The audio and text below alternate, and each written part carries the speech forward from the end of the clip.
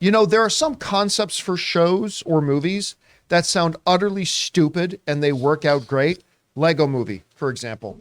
I had no belief in that whatsoever. And it ended up being my favorite animated film of that year. One of my favorite films of the year. Absolutely loved it. I also had zero belief in Ted Lasso. I mean, a show based on a gag fake commercial from 9 years ago.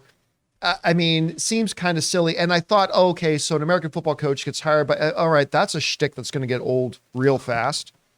And I didn't even love the first episode. I was like, yeah, it was all right. And so let's give it a couple more. People say it's great. And now I'm hooked. Absolutely hooked. Like everybody else in the world, I love Ted Lasso. I love that thing. We've been waiting patiently for season 3, and now we've got word. Ted Lasso Season 3 officially sets a spring premiere and release date, as well as releasing their first look at Ted and Nate. It says this in Variety: the third season of the hit Apple TV Plus comedy series Ted Lasso will premiere in the spring of 2023. The season also has a new first look image, as seen above, depicting Ted and Nathan facing each other off as becoming rivals in Season 2. All right. So first of all, it's coming soon. So it's going to be before the summer. That's great. Coming out. I mean, look, nothing kind of epitomizes how Apple defied expectations when launching their Apple TV Plus service. I remember their first event, Tim Cook on stage, and they announced Apple TV Plus, and they brought out all their stars and everything. And I remember, ooh, that was boring.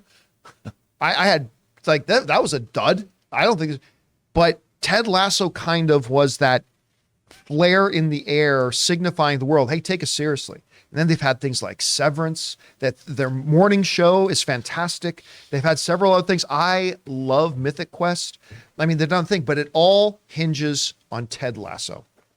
And if we go back to that webpage for a second, Jonathan, I put up a social media post about this the other day. More than Joffrey Baratheon.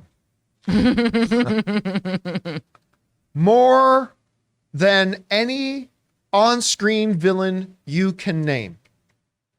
I have never felt in the core of my being a desire to see a fictional character butchered and slaughtered and murdered in the most horrendous, brutal way than I want to see Nate. Nate gotta fucking die. I've like, this show has done such a good job. Like, I didn't even realize how much they made me fall in love with the Ted character till a character betrayed Ted. And I'm like on a visceral level, I'm like, that guy's gotta, he can't be embarrassed. He can't lose his job. He's gotta die. He's got to die. But of course, in Ted Lasso fashion, I'm sure they're going to redeem the character because that's what Ted does. Anyway, Rob, you hear about this. What do you think? Well, first of all, it looks like an upcoming science fiction show that still, I was like, I'm in. But look, you can't. Let me ask you this. Putting aside that you want him to die, how do you think in Ted Lasso's style, how do you think they're going to handle him? Because he's a great bad guy. He'll overcome him with goodness. He'll overcome him with charm and love and seeing how great humanity can be, and it's going to make Nate feel bad. He'll be redeemed, but I want to see him die. I want to see. No, I mean, this show's, it's funny. I was not going to watch this show at all. And it was because of you saying how much you liked it. And I started, and then Elizabeth loves it too. And you kind of get this show has like it's like a sorceress. She ensorcels you. This show ensorcels you. Ensorcels. It ensorcels you. You heard it here first. Because you start watching this show and it gets inside you and you feel it. Okay, it has a magic. Calm down.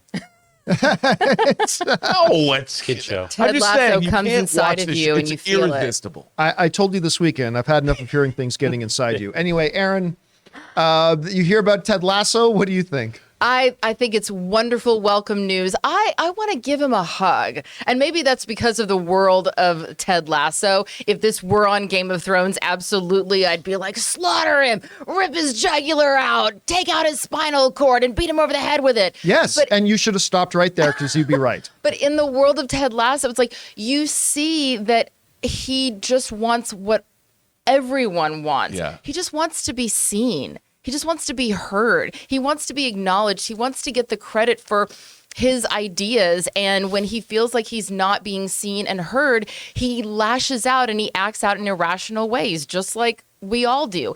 And one of the things that I remember when this show came out, I mean, you got to think, this show premiered August of 2020, right when I think the world was starting, the greater world was starting to wake up to the reality of, oh, this isn't going to be over anytime soon. Right, yeah. And it was such a dark place for so many people.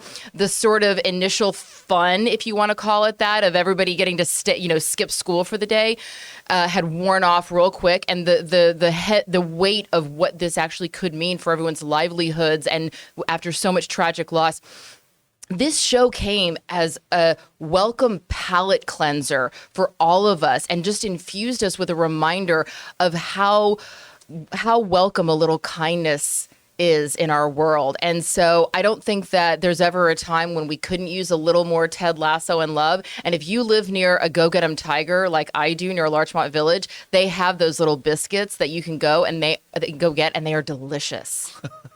Can I just say this is a dope tux? Oh, that's a sweet tux. And only Jason Sudeikis could pull it off. Love it. All right. Guys, question is for you. For those of you amongst the sane who want to see Nate die. But that's such a testament to how much they get you emotionally connected and affected. I know. I've been sorcelled. I love this show so much. And Nate is part of the reason I love the show so much.